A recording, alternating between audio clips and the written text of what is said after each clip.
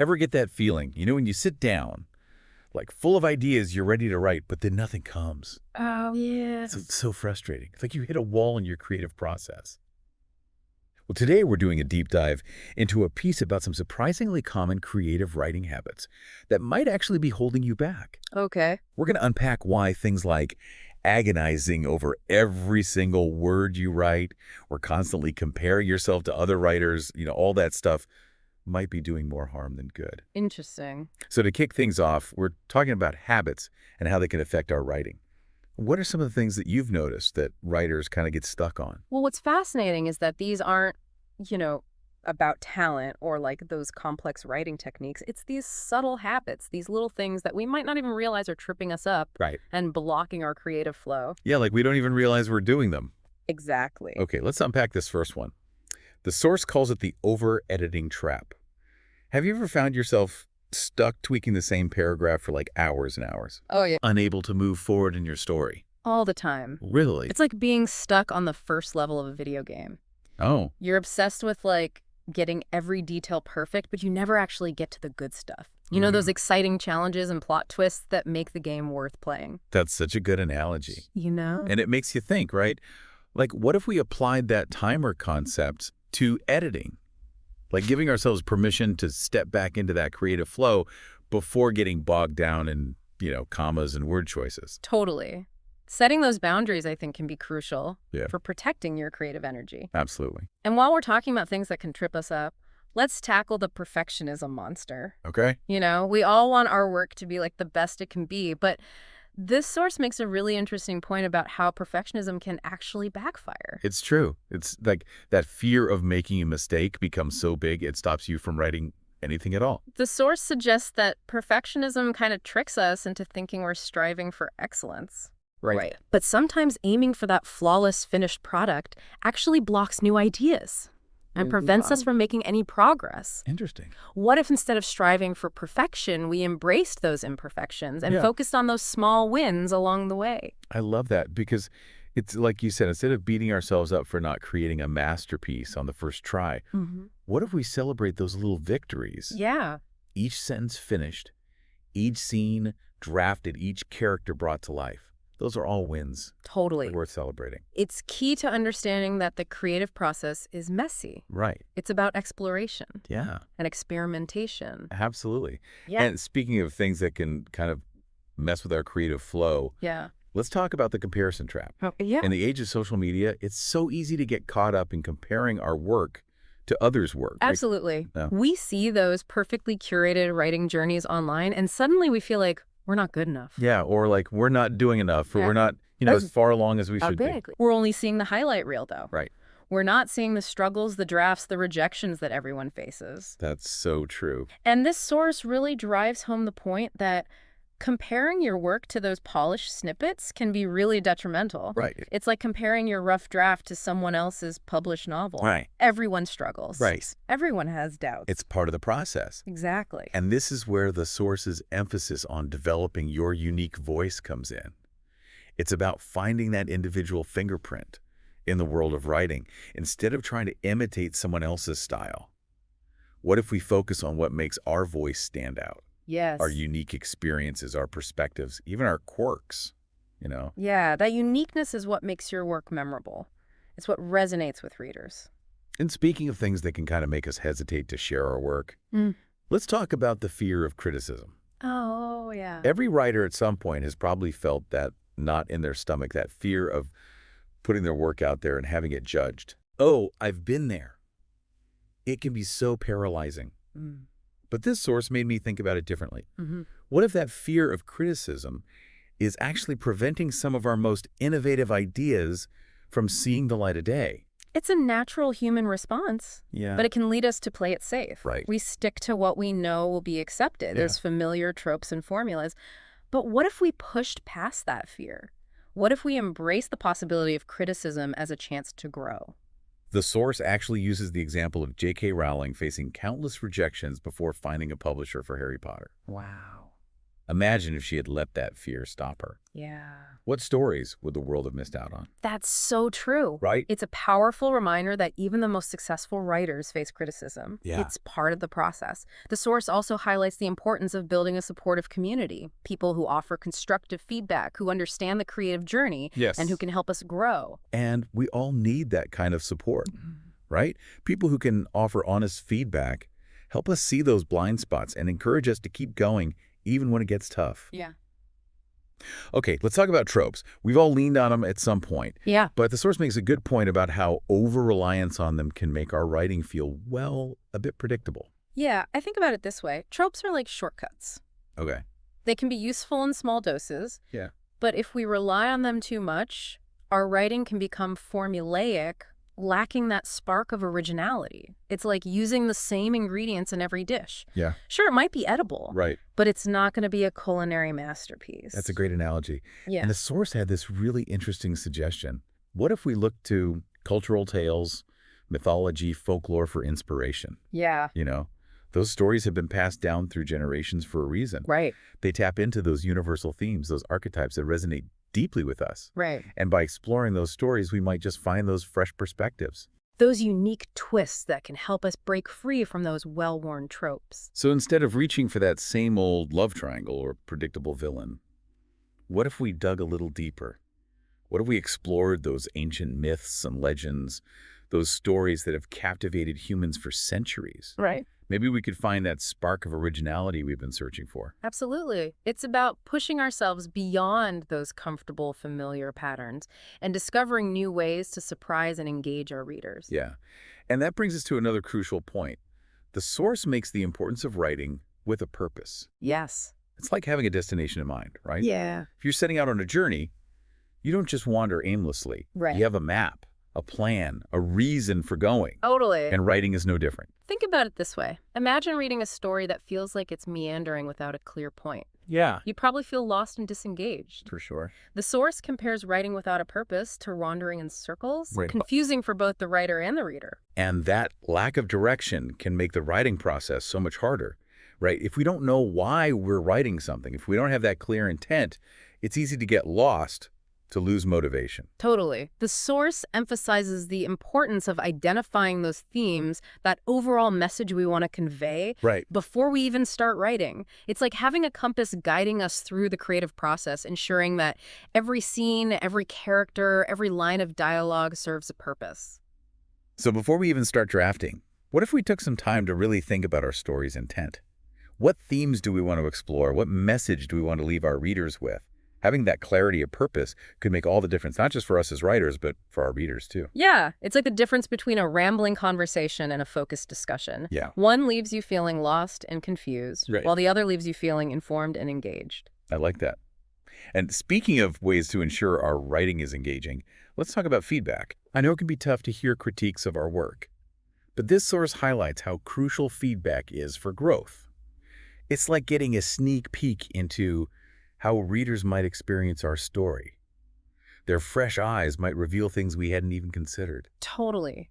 Think of feedback as a mirror reflecting your work back to you, Okay. allowing you to see your writing through the eyes of someone else, someone who might have a completely different perspective. That's a good way to think about it. Yeah. And the source suggests seeking feedback from a variety of sources. Online communities, writing groups, beta readers, even friends and family members who are avid readers. Yeah. The more diverse the perspectives, the richer the feedback. It's like getting multiple sets of eyes on your work, Yeah. each highlighting different strengths and weaknesses. But it's important to remember that not all feedback is created equal.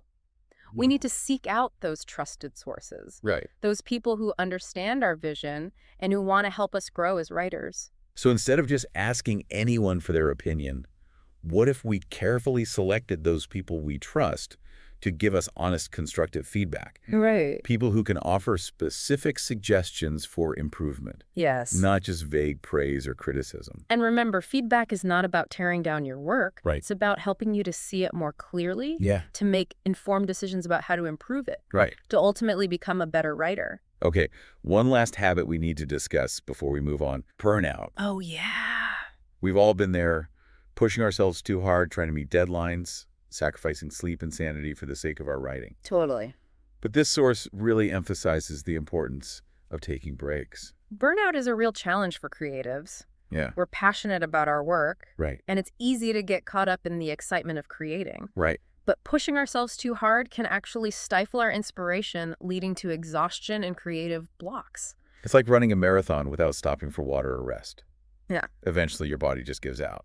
And the same thing can happen to our creative minds. Exactly. The source suggests stepping away from the screen, engaging in activities that allow our minds to wander and recharge, Yeah. like going for a walk in nature, spending time with loved ones, or even just taking a nap. Sometimes the best thing we can do for our writing is to simply step away and give our minds a break. It's like hitting the reset button on our creativity. And when we come back to our writing, we often find that we have a fresh perspective, Absolutely. new to energy, Yeah. and maybe even some new ideas. It's amazing what a little bit of space and time can do. It really is. Sometimes those creative blocks we struggle with simply vanish when we give ourselves permission to rest and recharge. So instead of pushing ourselves to the point of exhaustion, what if we made self-care a priority? Yeah. What if we scheduled those breaks into our day just like we schedule our writing time? Maybe we could avoid burnout altogether and actually boost our creativity in the process. So that wraps up the first part of our deep dive into these creative writing habits that might be holding us back. Stay tuned for part 2, where we'll explore some strategies for overcoming these habits and unleashing your creative potential. I'm excited to dive in. Me too. We'll be right back after a short break. Okay, so we're back and we're ready to dive even deeper into these creative writing habits. Yeah. We talked about how things like, over-editing and comparing ourselves to others can really hold us back. Right. But the good news is the source also offers some really practical strategies for breaking free. Yeah. It's not about, beating ourselves up for having these habits, but rather understanding them and finding ways to work with them. Absolutely. Recognizing those habits is just the first step. Now we get to explore how to overcome them, how to clear the path for those ideas to really flourish. I like that. Yeah. So let's start with that over-editing trap. That feeling when you're stuck tweaking the same sentence for hours. The source suggests a really interesting approach, separating the creative process from the editing process. Oh, that's interesting. Yeah. It's like wearing two different hats. When you're writing, you're the artist. You're letting your imagination run wild, getting those ideas onto the page. But when you switch to editing mode, you put on your critic's hat, the one who polishes and refines the work. So it's almost like giving ourselves permission to be messy and imperfect in that initial stage of writing. Don't worry about grammar, punctuation, or even making complete sense at first. Just get those words flowing. The source calls it the zero draft method. It's about writing a first draft without any self-censorship, just letting those ideas pour out. Then once you have that raw material, you can start shaping and molding it into a more cohesive piece. I mean, that makes so much sense. Yeah. It takes the pressure off having to create a perfect first draft. It's like giving yourself permission to play, to experiment, without the weight of those critical voices in your head. And you might be surprised by the gems you uncover in that initial outpouring of ideas. Things you wouldn't have discovered if you'd been too focused on getting every word perfect from the start. That's a good point. Okay, let's tackle that perfectionism monster. Okay. It's a tricky one because it can often feel like a positive trait, right? Yeah. We all want to do our best to create work we're proud of. But this source suggests that perfectionism can actually become a major roadblock. It's that belief that everything has to be flawless before we can share it with the world. Right. But the problem is perfection is an illusion. Oh, yeah. There's always something we could tweak, refine, improve. And that constant striving for an unattainable goal can lead to paralysis. Right. We get so scared of making a mistake that we end up making no progress at all. So instead of fixating on that perfect final product, the source suggests we shift our focus to the process. What if we embrace the messiness, the experimentation, the joy of creating, even if the outcome isn't exactly what we envisioned? I love that. It's about celebrating those small wins along the way. Each sentence written, each scene completed, each character brought to life. Those are all victories worth acknowledging. And it's about being kind to ourselves, recognizing that making mistakes is an essential part of learning and growing, both as writers and as human beings. The source had this great suggestion: create a ta-da list instead of a to-do list. Oh, I like that. A list of accomplishments, big and small, that you can look back on and celebrate. What a fantastic idea. It's a way to acknowledge the effort we're putting in to appreciate our own progress, even if the final product isn't perfect. And speaking of things that can make us lose sight of our own progress, let's talk about that comparison trap again. Ugh, it's so hard to resist, especially in the age of social media. It's like we're bombarded with these curated versions of other writers' lives, their book deals, their awards, their glowing reviews. But it's crucial to remember that what we see online is often just the tip of the iceberg. Hmm. We're not seeing the years of hard work, the rejections, the self-doubt, the countless hours spent honing their craft. Yeah, it's so easy to forget that everyone is on their own unique journey. Yeah. There's no single path to success as a writer, Yeah. no one-size-fits-all formula. And the source emphasizes the importance of defining success on our own terms. What does it mean to be a successful writer to you? Right. What are your goals? What kind of stories do you want to tell? So instead of getting caught up in that comparison game, what if we focused on those questions? What if we celebrated the diversity of voices and stories out there, recognizing that the world of writing is richer because of our differences, not in spite of them? It's about supporting each other, learning from each other, and creating a community where everyone feels empowered to share their unique stories. And that brings us to the next habit, fear of criticism. Oh, yeah. Oh, yeah. It's something that every writer has probably struggled with at some point. That feeling of vulnerability, that fear of putting our work out there and having it judged, rejected. It's a natural human response, but it can be incredibly paralyzing. It keeps us from taking risks, from sharing our authentic voices, from reaching our full potential as writers. And this source has a really interesting perspective on criticism. It's inevitable. Yeah. No matter how good our writing is, someone out there won't like it. And that's okay. Taste is subjective. What resonates with one reader might not resonate with another. The key is to not take criticism personally. It's about viewing feedback as an opportunity for growth, for refining our craft, for understanding how our work is being perceived by others. But the source also makes a really important point about being selective, about where we seek feedback. Yes. It's not about asking everyone for their opinion. It's about finding those trusted sources, people who understand our vision, who want to help us grow as writers, and who can offer constructive criticism that will actually help us improve. So maybe it's a writing group, a trusted friend, or even a professional editor. It's about surrounding ourselves with people who can offer honest, insightful feedback that will help us move our writing forward and not tear it down. And it's about developing that resilient mindset, one that can withstand those inevitable critiques, knowing that even the most successful writers have faced rejection and criticism along the way. All right, let's move on to relying on tropes. Yeah. We've all done it right. Yeah. Sometimes it feels easy to fall back on those familiar patterns, those tried and true formulas. Yeah. But this source suggests that over-reliance on tropes can actually make our writing weaker, less original. It's like using the same ingredients in every dish you cook. Sure, it might be edible, but it's not going to be very interesting or memorable. It becomes predictable, right? And readers can sense that lack of originality. So how do we break free from those comfortable tropes and inject more freshness and surprise into our writing? The source encourages us to be more mindful of the tropes we're using. When you catch yourself reaching for that familiar pattern, ask yourself, is there a more original way to approach this scene or character? Is there a way to subvert this trope to turn it on its head? It's about challenging those assumptions, those expectations we might have about how a story should unfold.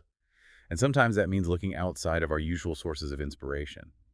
The source suggests exploring other forms of art, music, visual art, even dance. Exposing ourselves to different creative mediums can spark new ideas, new ways of thinking, new ways of expressing ourselves.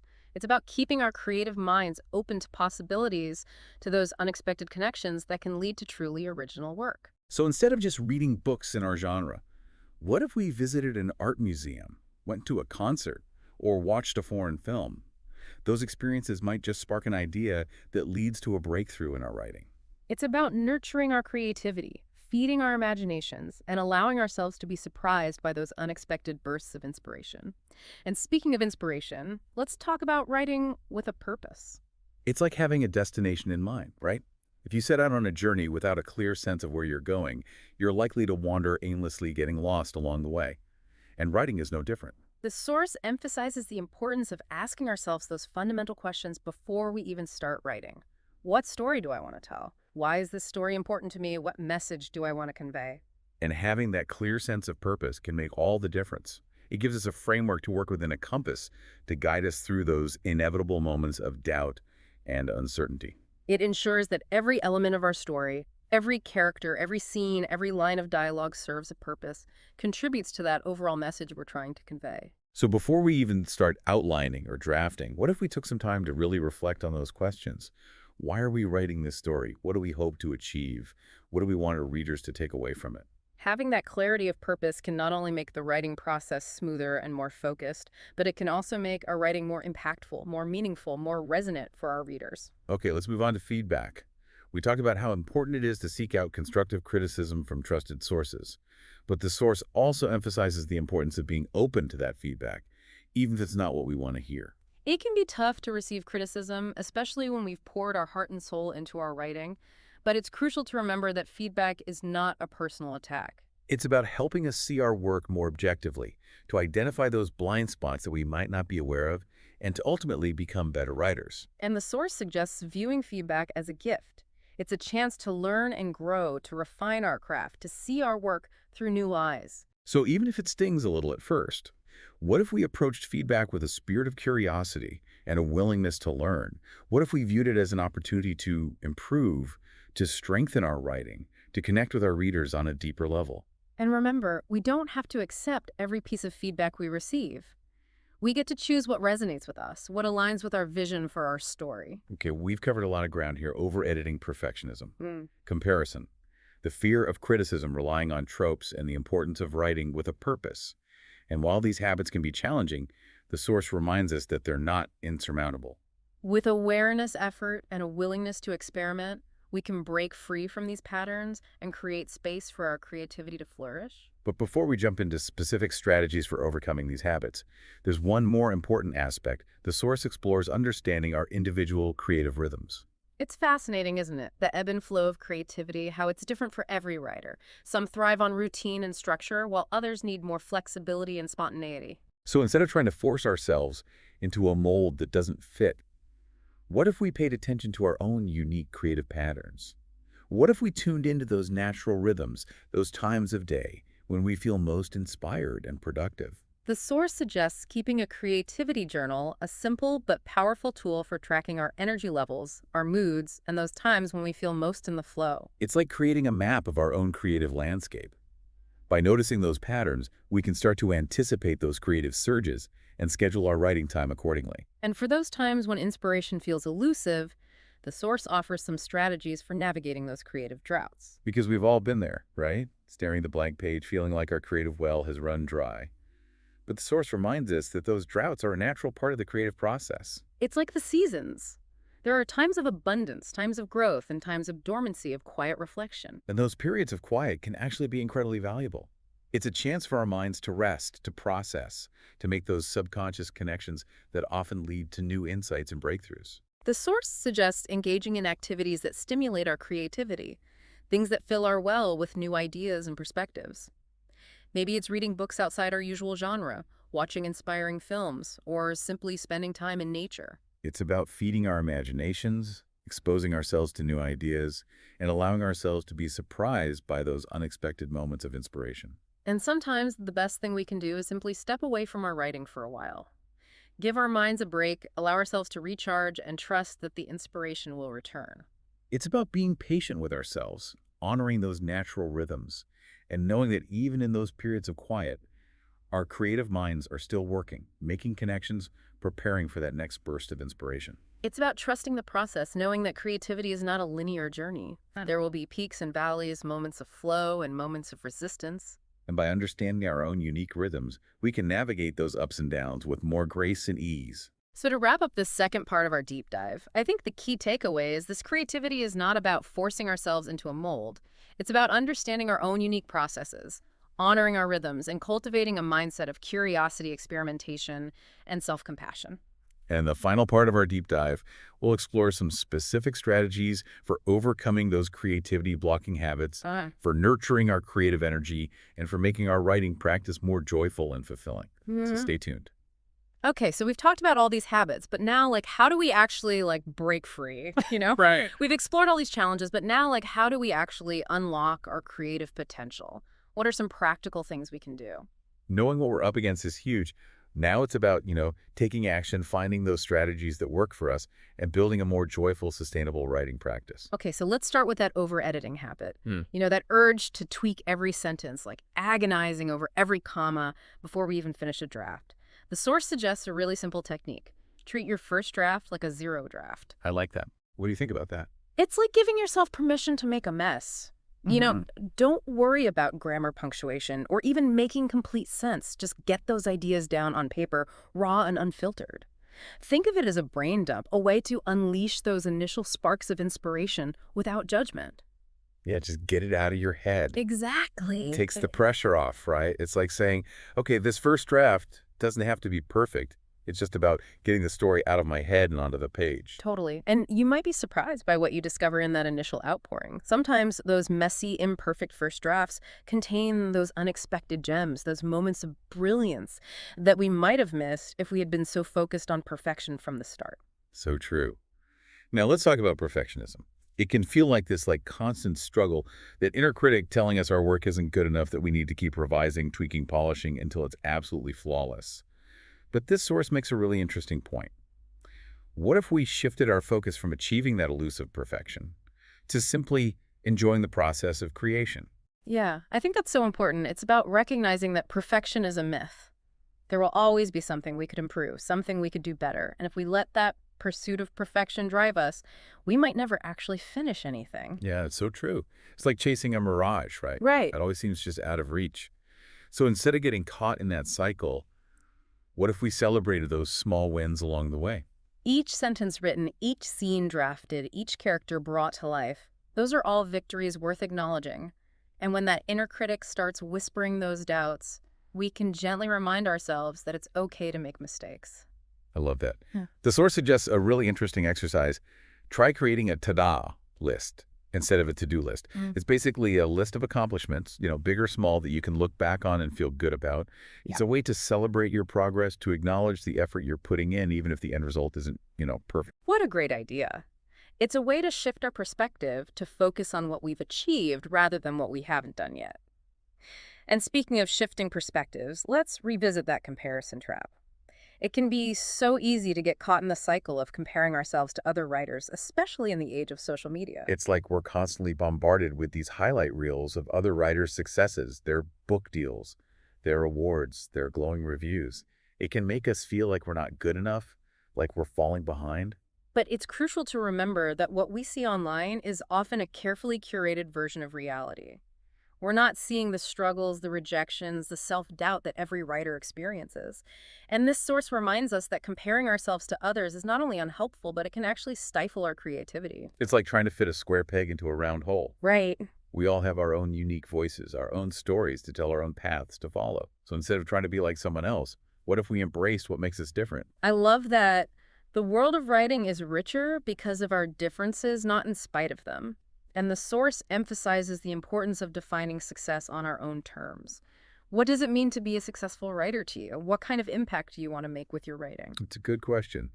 So maybe it's not about winning awards or getting on the bestseller list. Maybe it's about finishing that novel you've always dreamed of writing, or sharing your story with the world, or simply finding joy in the act of creation.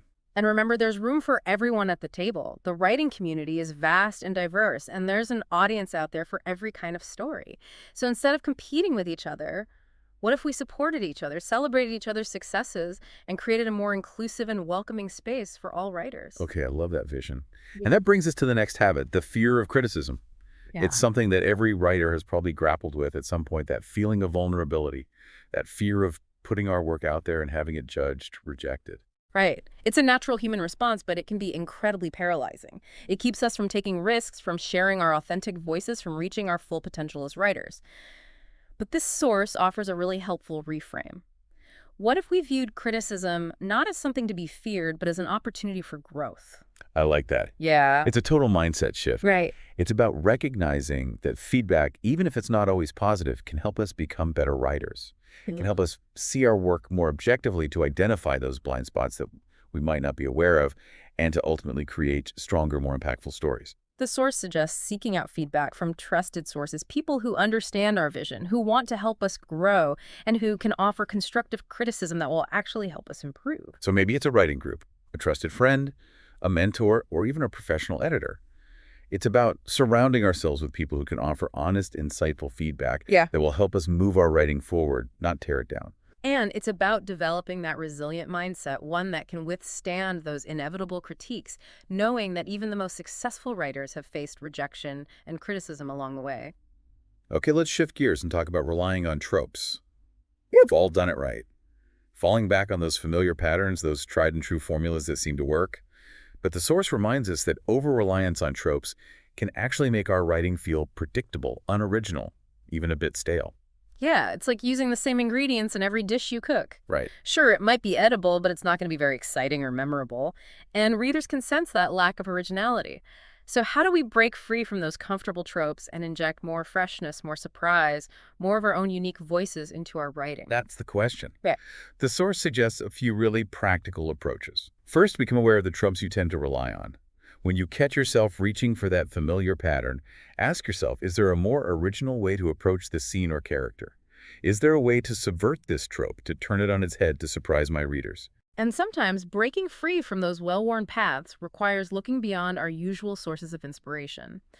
The source encourages us to explore other forms of art, music, visual art, dance, even architecture or fashion. I like that. Yeah. It's about feeding our imaginations, exposing ourselves to new ideas, new ways of thinking, new ways of expressing ourselves. And sometimes the most unexpected sources of inspiration can lead to those breakthrough moments in our writing. That's so true.